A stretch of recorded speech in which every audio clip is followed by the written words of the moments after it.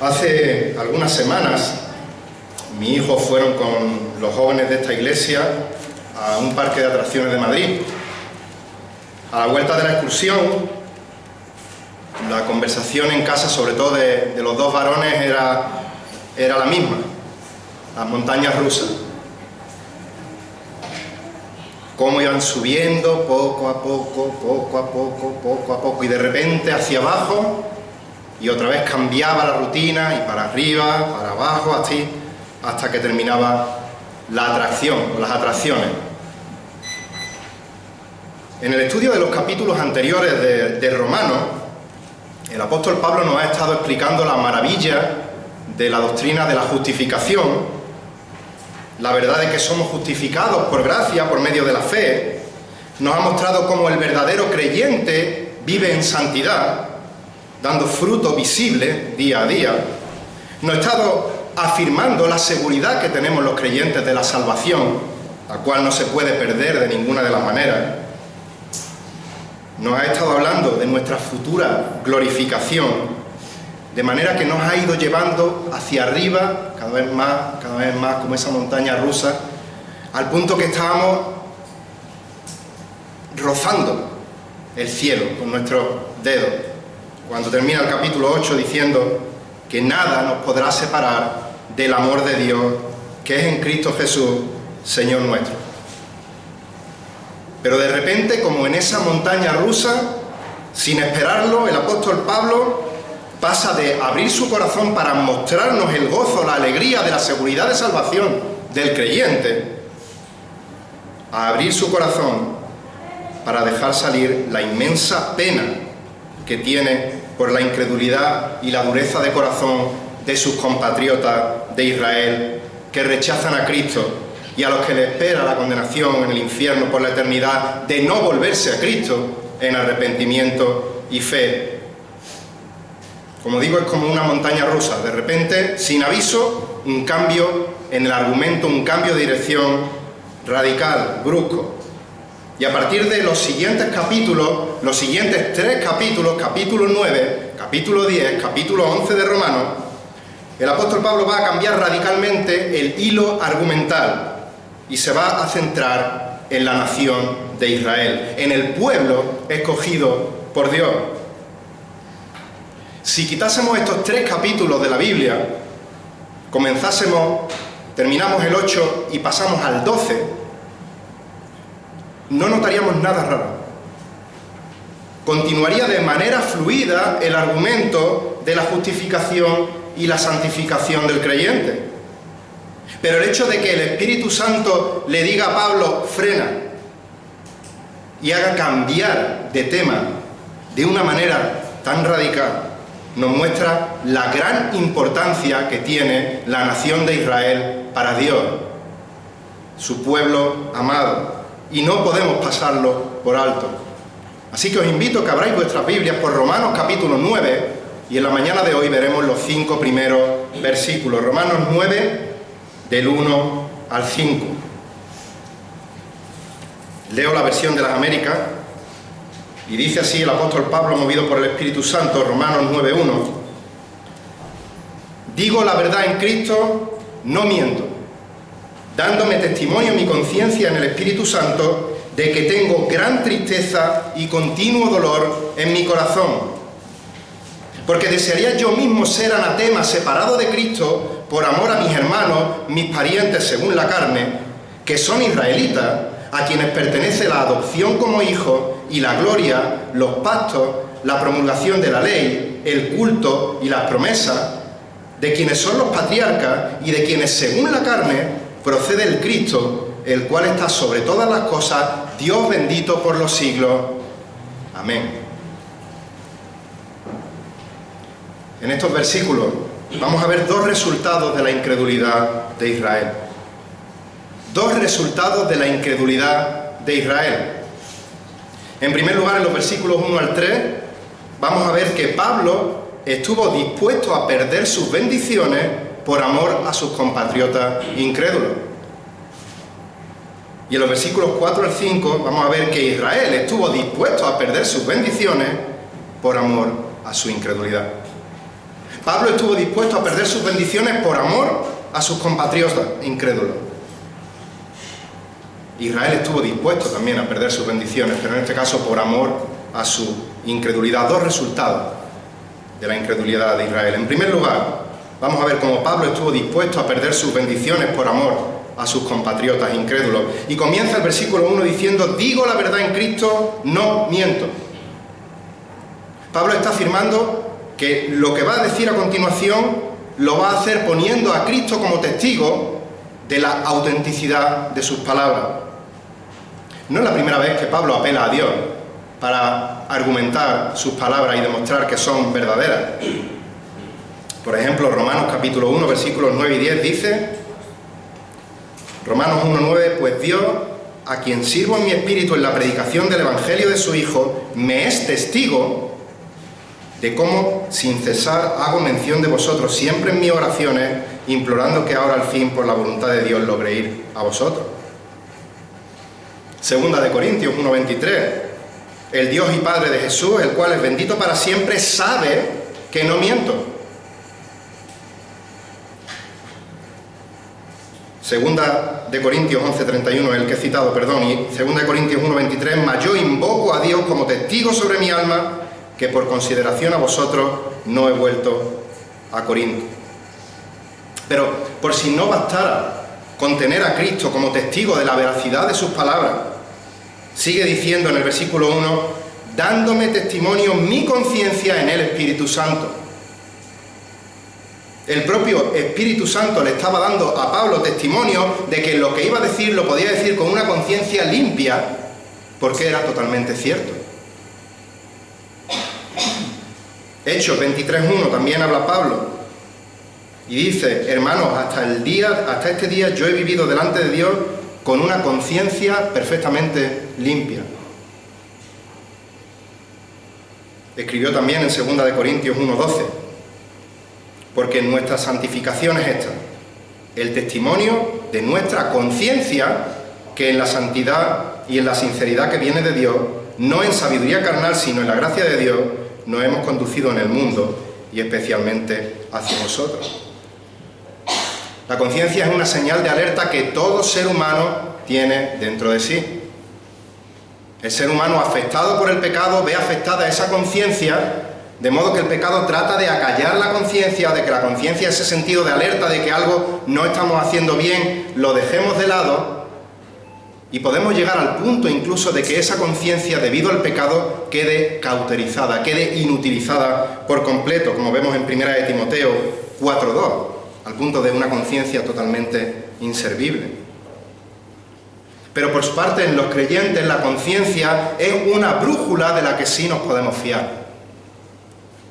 La conciencia es una brújula de la que nos podemos fiar porque está dirigida por el Espíritu Santo. Y nos va a apuntar siempre en dirección de la búsqueda de la verdad, de la palabra de Dios, no solo para conocerla, sino para aplicarla y ponerla en práctica en nuestra vida.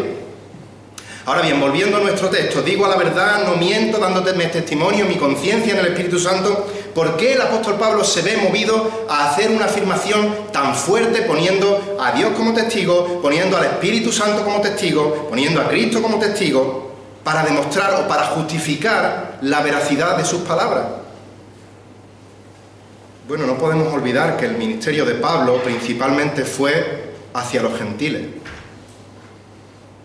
Por ejemplo, Gálatas 1, versículos 15 y 16, dice Pablo que Dios me apartó del vientre de mi madre y me llamó por su gracia, tuvo a bien revelar a su Hijo en mí para que yo le anunciara entre los gentiles.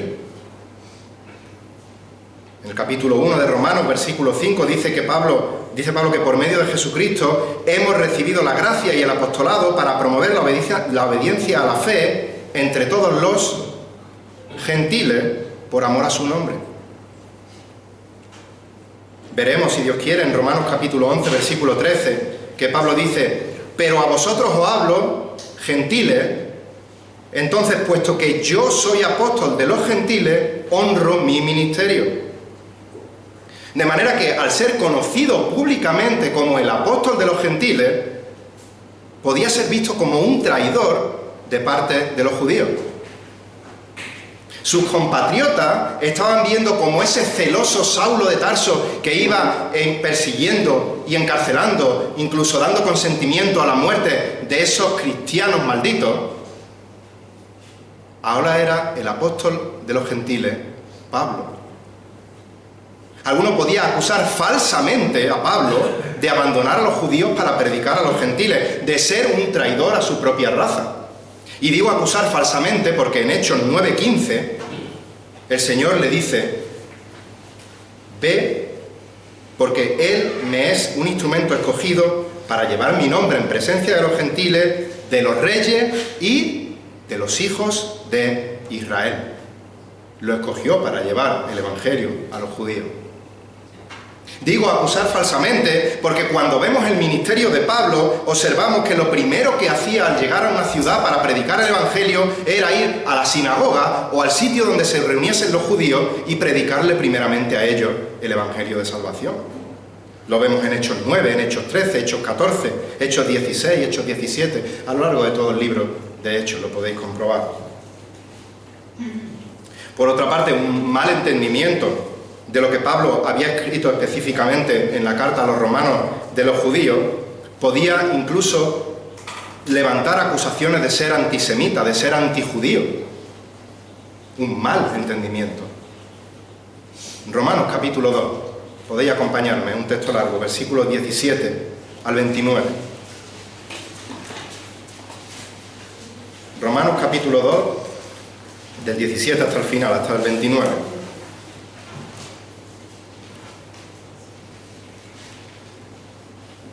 Dice así el apóstol Pablo, Romanos 2:17: pero si tú, que llevas el nombre de judío y te apoyas en la ley, que te glorías en Dios y conoces su voluntad, que apruebas las cosas que son esenciales siendo instruido por la ley, y te confías en que eres guía de los ciegos, luz de los que están en tinieblas, instructor de los necios, maestro de los faltos de madurez, que tienes en la ley la expresión misma del conocimiento de la verdad, tú pues, que enseñas a otro, ¿no te enseñas a ti mismo? Tú que predicas que no se debe robar, roba. Tú que dices que no se debe cometer adulterio, adultera. Tú que abominas los ídolos, saqueas templos. Tú que te jactas de la ley, violando la ley, deshonras a Dios. Porque el nombre de Dios es blasfemado entre los gentiles por causa de vosotros, tal como está escrito. Versículo 25, pues ciertamente la circuncisión es de valor si tú practicas la ley. Pero si eres transgresor de la ley, tu circuncisión se ha vuelto incircuncisión. Por tanto, si el incircunciso cumple los requisitos de la ley, no considerará su incircuncisión como circuncisión. Y si el que es físicamente incircunciso guarda la ley, no te juzgará a ti, que aunque tienes la letra de la ley y eres circuncidado, eres transgresor de la ley. Porque no es judío el que lo es externamente, ni la circuncisión es la externa en la carne, sino que es judío el que lo es interiormente, y la circuncisión es la del corazón, por el espíritu, no por la letra, la alabanza del cual no procede de los hombres, sino de Dios. A primera vista podría parecer que Pablo está hablando en contra de sus compatriotas, en contra de los judíos. Pero si leemos el texto a la luz de su contexto, lo que está haciendo Pablo es presentar aquí la necesidad de todo hombre, sea judío, sea gentil, de ser justificado por gracia, por medio de la fe y no por medio de las obras. Y para recalcar esto, Pablo confronta a la nación de Israel por su incredulidad, por su tendencia a pensar, a creer que podían ganar la salvación gracias a su raza, o gracias a cumplir con ciertos ritos como el de la circuncisión. Es por eso que Pablo justifica con tal fuerza la veracidad de sus palabras al introducir este capítulo 9. El profundo dolor que sentía al ver que muchos de sus compatriotas judíos iban de cabeza al infierno por su incredulidad en el Evangelio de Cristo, le mueve a aseverar estas palabras de manera clara, que no haya duda. Volvemos a leerla. Digo la verdad en Cristo, no miento, dándome testimonio en mi conciencia en el Espíritu Santo de que tengo gran tristeza y continuo dolor en mi corazón. Pablo pasa del gozo de saber que no hay condenación para los que están en Cristo, que nada ni nadie nos podrá separar del amor de Dios que es en Cristo Jesús, Señor nuestro, a la profunda tristeza de corazón de ver la incredulidad de sus hermanos de raza, de ver la incredulidad de la nación de Israel. No es que Pablo se acuerde de vez en cuando de sus compatriotas y en ese momento le entre algo de congoja. Pablo dice que tiene una gran tristeza y un continuo dolor en su corazón. Pablo tiene tal amor por sus compatriotas, tal pena por la incredulidad de ellos, que estaría incluso dispuesto a ir al infierno con tal de que ellos se salven. Por eso sigue diciendo, versículo 3, porque desearía yo mismo ser anatema. La actitud de Pablo nos recuerda a la de Moisés en Éxodo capítulo 32, cuando los israelitas pecan con ese becerro de oro. Y dice Éxodo 32, versículos 31 y 32, que Moisés se vuelve al Señor y le dice: ¡ay, este pueblo ha cometido un gran pecado! Se ha hecho un Dios de oro. Pero ahora, si es tu voluntad, perdona su pecado, y si no, bórrame del libro que has escrito. Tanto Moisés como Pablo estaban dispuestos a perder su salvación, si fuera posible, que no lo es, con tal de salvar al pueblo incrédulo. Pablo dice: desearía yo mismo ser anatema, separado de Cristo. Esta palabra anatema significa generalmente o genéricamente maldito. Pero a la luz de este contexto significa estar destinado a la destrucción eterna en el infierno. Estar condenado al infierno eterno. Pablo desearía ir al infierno, desearía estar separado de Cristo por la eternidad, por amor a sus hermanos, por amor a sus compatriotas, parientes según la carne. Literalmente en el griego, compatriota. No podemos pasar por alto de manera superficial una declaración de este peso. Estar dispuesto a cambiar la salvación eterna, la gloriosa presencia del Señor por la eternidad, en cuerpos glorificados, alejados del pecado por toda la eternidad, y sufrir en el infierno con tal de que sus compatriotas se volviesen en arrepentimiento y fe a Cristo. Pablo sabe que esto es imposible. Pablo sabe que no puede perder su salvación. Pablo sabe que no hay condenación para los que están en Cristo. Pablo sabe que nada ni nadie nos podrá separar del amor de Dios. Pero eso no le quita sinceridad a sus palabras. Pablo no es un bienquero. No dice: voy a decir esto y voy a quedar como no me va a pasar. Por eso dice: verdad digo en Cristo y no miento. Cuesta creer que una persona esté dispuesta a hacer tal sacrificio por un pueblo que, como veremos a continuación, fue increíblemente privilegiado y bendecido por Dios, y aún así decide voluntariamente rechazar a Dios y darle la espalda. Cuesta creer que Pablo estuviera dispuesto a hacer un sacrificio por un pueblo que llegó a rechazar a Cristo, a pesar de que conocían las Escrituras, a pesar de que sabían que en Cristo se cumplían las Escrituras, y no solo rechazarlo, sino pedir su muerte en la cruz del Calvario. Pero estas palabras de Pablo lo único que hacen es dar peso a su afirmación de 1 Corintios 1:11. Sed imitadores de mí, como yo lo soy de Cristo.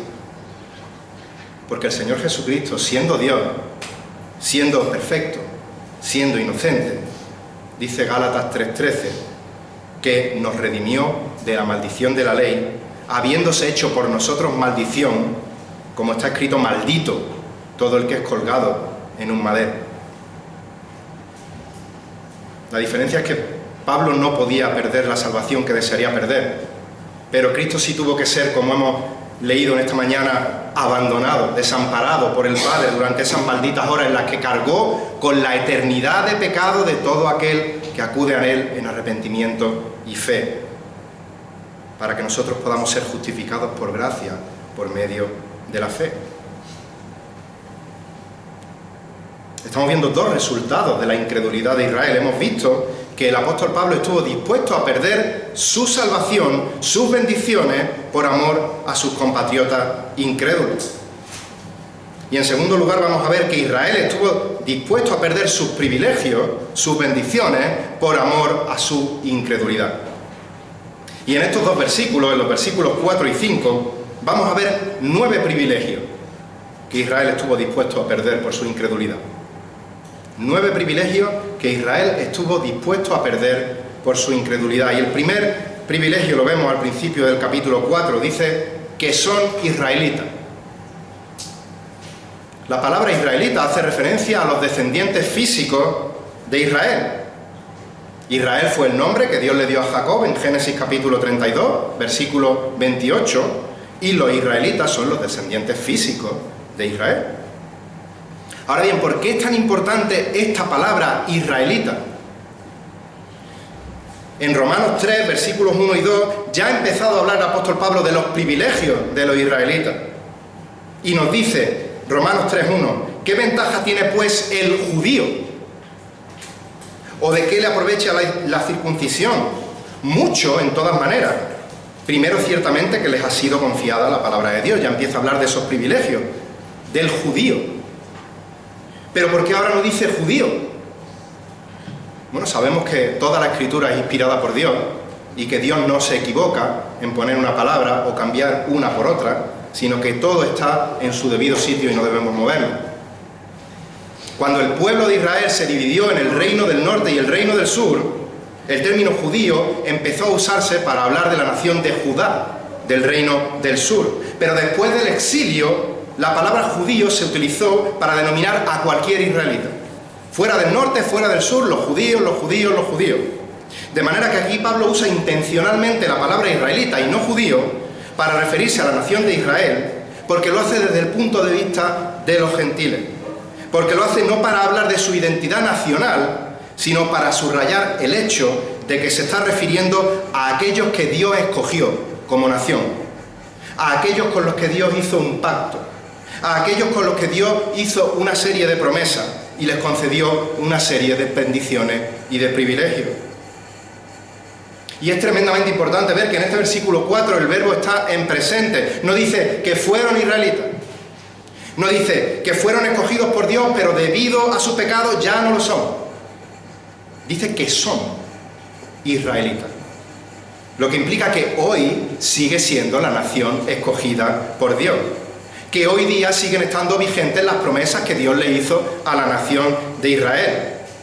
Y eso nos trae consuelo, porque, como dice 2 de Timoteo 2:13, si somos infieles, Él permanece fiel. Aunque Israel había rechazado a Dios de una manera escandalosa y como respuesta merecía el rechazo de Dios al pueblo, Dios permanece fiel a su pacto. Dios permanece fiel a sus promesas. Y eso me da la confianza de que cuando yo puntualmente caigo en el pecado, Él me ha prometido que no hay condenación para mí por estar en Cristo Jesús. Un segundo privilegio que Israel estuvo dispuesto a perder por su incredulidad. Sigue diciendo el versículo 4, a quienes pertenece la adopción. Dios escoge a la nación de Israel para hacer un pacto de relación íntima con ellos, de manera que les adopta como su pueblo escogido, les concede, como hemos visto y seguiremos viendo, una serie de privilegios. Y dice, por ejemplo, Éxodo 4:22, que así dice el Señor, es lo que le tenía que decir a Faraón: Israel es mi hijo, mi primogénito. Oseas 11:1, cuando Israel era niño, yo lo amé, y de Egipto llamé a mi hijo. La nación adoptada como hijo, como tesoro, como heredero de Dios. Ahora bien, sabemos que la salvación es personal, que la salvación es individual, que uno no es salvo simplemente por nacer en una familia cristiana, que uno no es salvo, como el caso de la nación de Israel, por ser descendientes físicos de Abraham, por pertenecer al pueblo escogido de Dios. Es por eso que el apóstol Pablo les dirá, y lo veremos si Dios quiere en la próxima ocasión en el versículo 6, que no todos los descendientes de Israel son Israel. Pero el hecho de pertenecer a la nación de Israel y ser considerado por Dios como un tesoro, como un hijo, es un grandísimo privilegio que esta nación rechazó. Un tercer privilegio que Israel estuvo dispuesto a perder por su incredulidad. Sigue el versículo 4. De los cuales son la gloria. ¿A qué se refiere aquí con la gloria? Pues se refiere a lo que conocemos como la Shekinah, a la presencia gloriosa que Dios manifestó al pueblo en el tabernáculo, en el templo, protegiéndolos mediante la columna de nube por el día, del fuego por la noche en el desierto. El pueblo de Israel tuvo el privilegio, tuvo la bendición de ver la manifestación visible del Dios invisible. Y rechazó, por su incredulidad, ese privilegio. Un cuarto privilegio que Israel estuvo dispuesto a perder por su incredulidad. Versículo 4. Los pactos. Reina Valera traduce el pacto, pero en el original está en plural. Los pactos. Cuando en la Biblia encontramos la palabra pacto, está haciendo referencia a un acuerdo, a una promesa, a un contrato que hace Dios con su pueblo. El pueblo de Israel tuvo múltiples bendiciones en múltiples pactos. El pacto abrahámico, Génesis 12 y 15, a través del pacto mosaico, Éxodo 19 al 31, a través del pacto davídico, segundo libro de Samuel 7, del 8 al 16, a través del nuevo pacto, Jeremías 31, del 31 al 34, en el cual promete que por medio de Israel vendrá la redención de Dios a través de su Hijo amado, del Señor Jesucristo. Y sería bueno que, y lo voy a repetir porque he ido rápido, que apuntaseis estos textos. Sería bueno que luego en casa pudierais leer estos textos. Sería bueno que os pudieseis empapar de las riquezas teológicas que encontramos en los pactos, en la Escritura, y que un día también sería bueno que pudiésemos como iglesia estudiar en profundidad detenidamente los pactos. Pacto abrahámico, Génesis 12, 15, pacto mosaico, Éxodo 19 al 31, pacto davídico, segundo de Samuel 7, 8 al 16, nuevo pacto, Jeremías 31, 31 al 34, pero en esta ocasión no podemos pararnos a profundizar en esto. Pero lo que sí podemos concluir es que Dios les concedió un tremendo privilegio a los israelitas dándoles los pactos. Quinto privilegio que Israel estuvo dispuesto a perder por su incredulidad. Continuamos en el versículo 4, la promulgación de la ley. Literalmente en el original, la entrega de la ley. Ya hemos leído en Romanos 3.2 que Pablo nos habla de esos privilegios de los judíos, empieza a decir que les ha sido confiada la palabra de Dios. En Éxodo 20, Dios le da a Moisés, le da al pueblo por medio de Moisés la ley, esos 10 mandamientos, y por medio de la obediencia a esta ley el pueblo no sería salvo, pero sí recibirían bendición. Su santificación serviría de testimonio a las demás naciones para glorificar a Jehová. Dice Deuteronomio capítulo 4, versículos 5 al 8. Deuteronomio 4, 5 al 8. Mirad, yo os he enseñado estatutos y decretos tal como el Señor Dios me ordenó, para que los cumpláis en medio de la tierra en la que vais a entrar para poseerla. Así que guardadlos y ponedlos por obra, porque esta será vuestra sabiduría y vuestra inteligencia, ¿ante quién? Ante los ojos de los pueblos que al escuchar todos estos estatutos dirán, ciertamente esta gran nación es un pueblo sabio e inteligente. Porque qué nación grande hay que tenga un Dios tan cerca de ella como está Jehová, nuestro Dios, siempre que le invocamos. O qué nación grande hay que tenga estatutos y decretos tan justos como toda esta ley que hoy pongo delante de vosotros. Y no podemos olvidar la mayor bendición que trajo la ley a la nación de Israel, la cual vimos ya en los capítulos 6 y 7 de Romanos. Y no solo para Israel, sino para nosotros. Dios, mediante la ley, exhibió su santidad. la santidad de Dios revelada mediante la ley reveló nuestra pecaminosidad. Y así le mostró al pueblo y nos mostró a nosotros la necesidad de poner nuestra fe en el Mesías Salvador. Sexto privilegio que Israel estuvo dispuesto a perder por su incredulidad. Continuamos, versículo 4. El culto. En el original dice la adoración. Dios le dio el privilegio de poder adorarle. La nación de Israel tenía el privilegio de adorar al Dios Todopoderoso. Pero no solo el privilegio de adorarle, sino que además les dijo la forma en la que tenían que adorarle.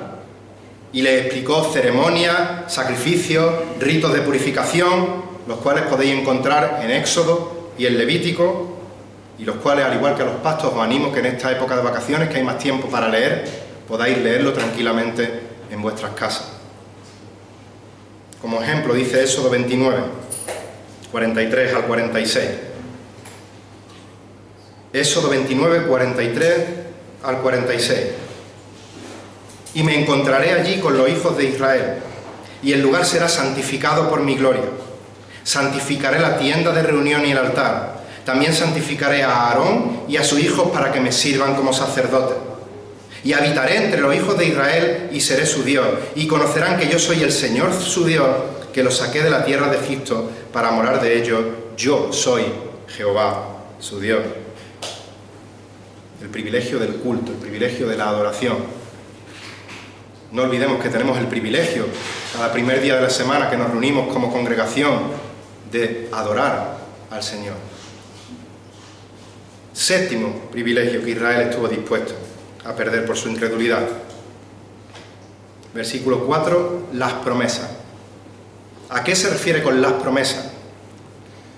Bueno, no especifica a qué se refiere con las promesas, pero por el contexto podemos inferir que se refiere a las promesas que Dios le hizo a los patriarcas, a Abraham, a Isaac, a Jacob, las cuales confluyen en el Mesías prometido que saldría de Israel. Por eso dice el apóstol Pablo en Hechos capítulo 13, versículos 32 al 34, nosotros os anunciamos la buena nueva de que la promesa hecha a los padres, Dios la ha cumplido a nuestros hijos al resucitar a Jesús. Como también está escrito en el Salmo 2, Hijo mío eres tú, yo te he engendrado hoy.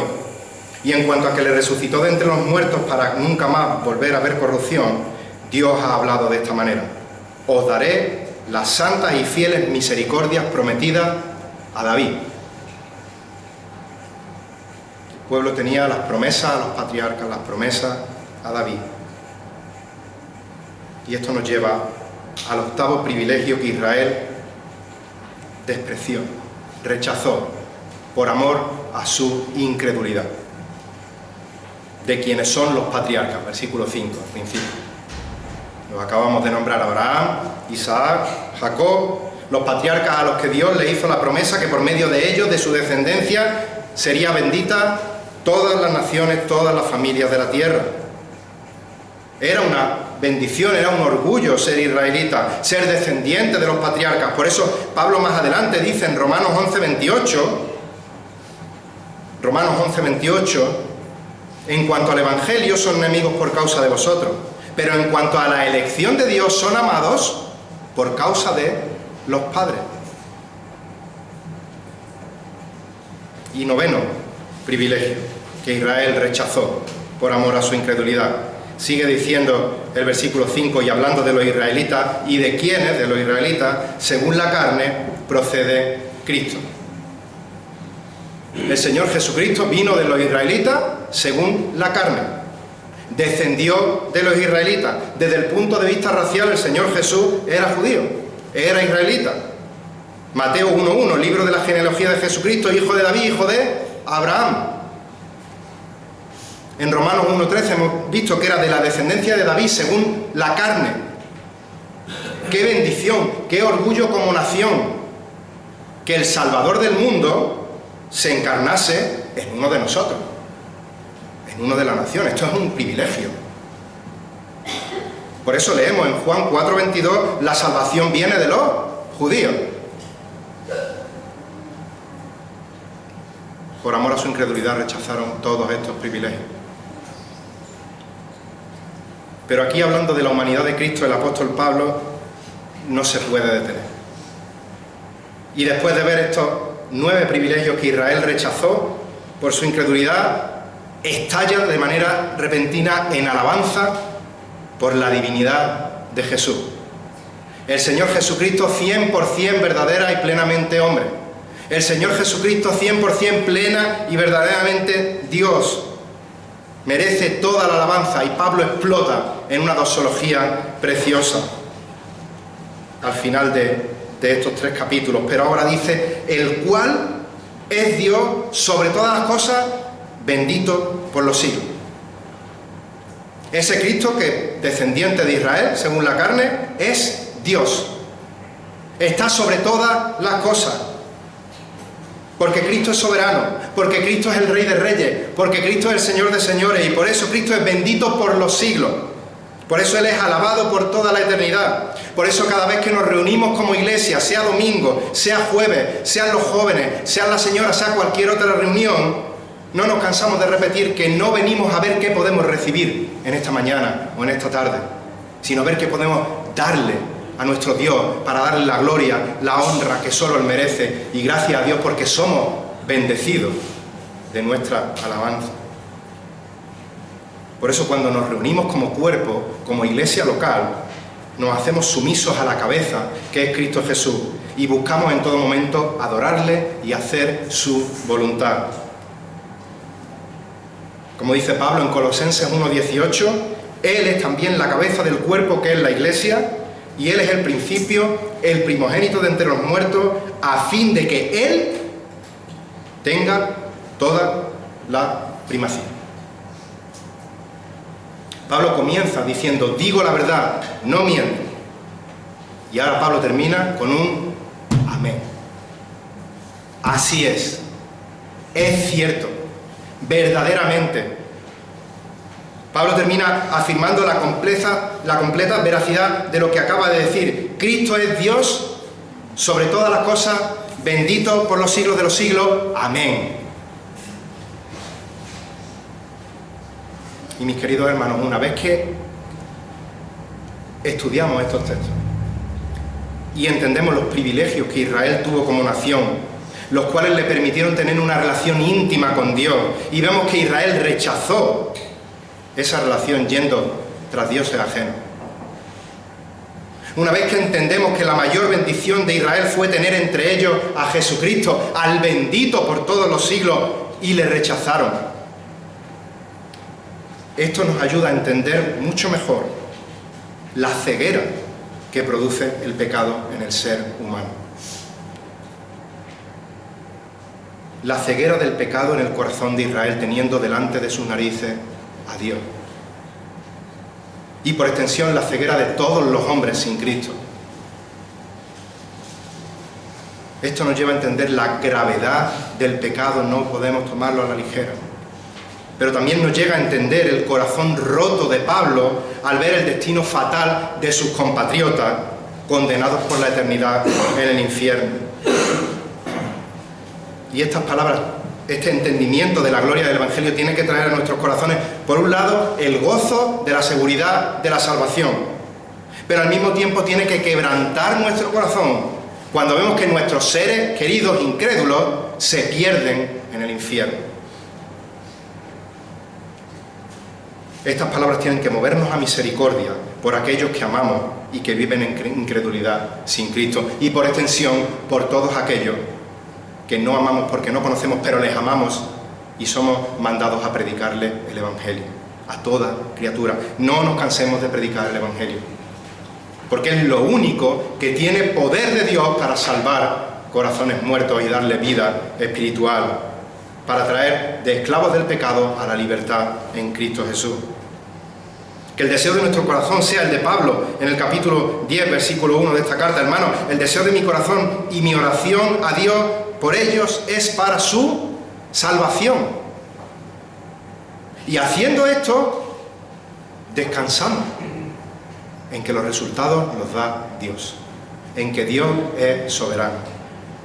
Descansamos en la soberana y perfecta voluntad de Dios. Y si en esta mañana estás hoy sin Cristo, si sigues en rebeldía delante de Dios, separado de Dios, condenado al infierno, hoy es día de salvación.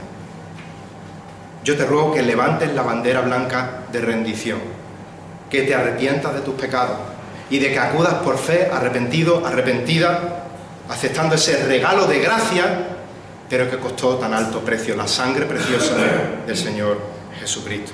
Confiesa a Cristo hoy como Señor, Salvador de tu vida, porque no hay salvación fuera de Él. Hemos visto dos resultados de la incredulidad de Israel. El amor de Pablo, dispuesto a perder sus bendiciones, su salvación, para que estos compatriotas fueran salvos. La incredulidad, el amor al pecado de este pueblo, para estar dispuesto a rechazar esas bendiciones y aferrarse a su pecado. Y después de meditar en esto, yo os pregunto, y no para que respondáis en voz alta, sino para que meditéis en vuestro corazón, en vuestras cabezas ahora mismo. ¿Por qué Israel?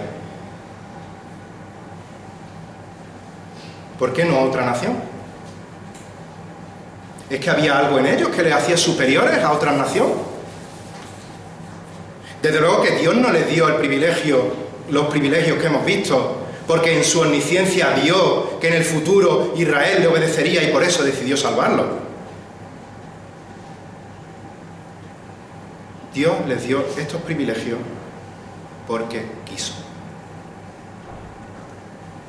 Dios escogió soberanamente al pueblo de Israel porque decidió mostrar su gracia soberana en ese pueblo.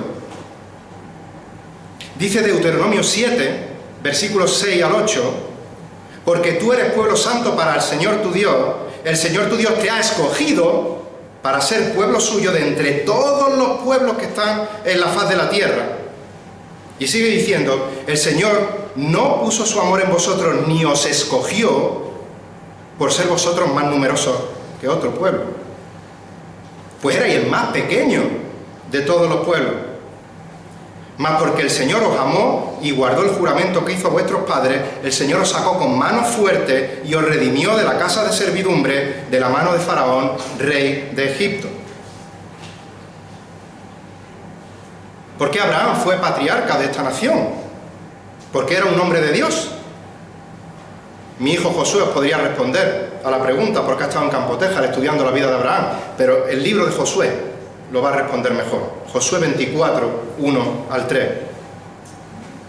Entonces, Josué 24, 1, Josué reunió a todas las tribus de Israel en Siquem, llamó a los ancianos de Israel, a sus jefes, a sus jueces y a sus oficiales. Ellos se presentaron delante de Dios y Josué dijo a todo el pueblo, así dice el Señor, así dice Jehová, Dios de Israel.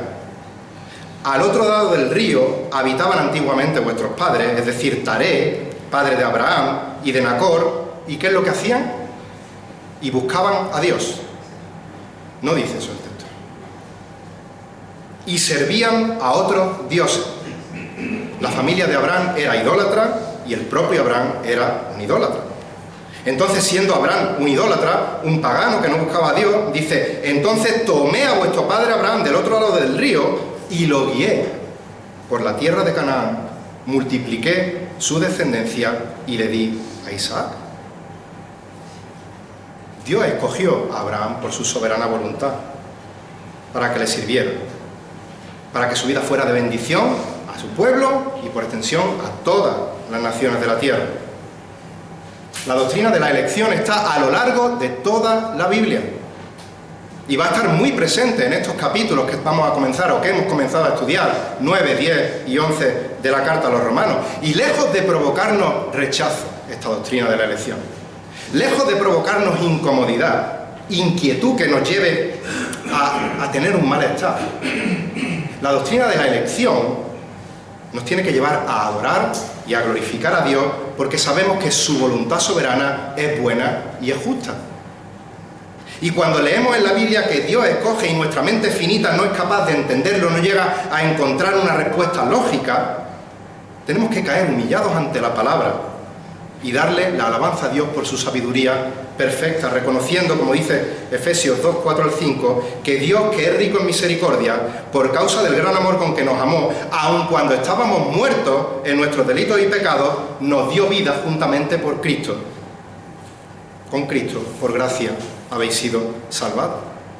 Démosle gracias a Dios porque nosotros éramos por naturaleza hijos de ira, lo mismo que los demás, pero Dios desde antes de la fundación del mundo decidió salvarnos por gracia, por medio de la fe, no por obras, para que ninguno de nosotros se gloríe. Al igual que Abraham, al igual que la nación de Israel, Dios decidió soberanamente salvarnos sin nosotros merecerlo. Y mira, si no entiendes completamente la doctrina de la elección, no te preocupes. Pablo tampoco la entendía al completo. Pero la limitación humana de Pablo para comprender la mente divina no llevó al apóstol Pablo a rebelarse contra Dios, sino todo lo contrario. Le llevó a terminar estos 3 capítulos escribiendo una doxología, escribiendo unas palabras de alabanza que exaltan la sabiduría perfecta e inaccesible para nosotros de Dios. Y me gustaría que terminásemos hoy, a modo de oración, con esas palabras de doxología. Que terminásemos alabando a modo de oración a nuestro Dios, pidiéndole que estas palabras calen hondo en nuestros corazones, que su Santo Espíritu nos ilumine para entenderlas y para ponerlas en práctica. Terminamos leyendo Romanos capítulo 11, versículos 33 al 36.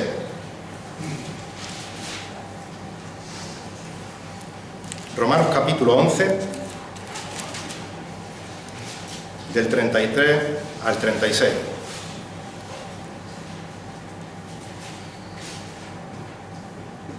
Dice el apóstol Pablo: oh profundidad de la riqueza y de la sabiduría del conocimiento de Dios. Cuán insondables son sus juicios e inescrutables sus caminos. Pues ¿quién ha conocido la mente del Señor? ¿O quién llegó a ser su consejero? ¿O quién le ha dado a él primero para que se le tenga que recompensar? Porque de él, por él y para él son todas las cosas. A él sea la gloria para siempre. Amén. Que el Señor bendiga su palabra.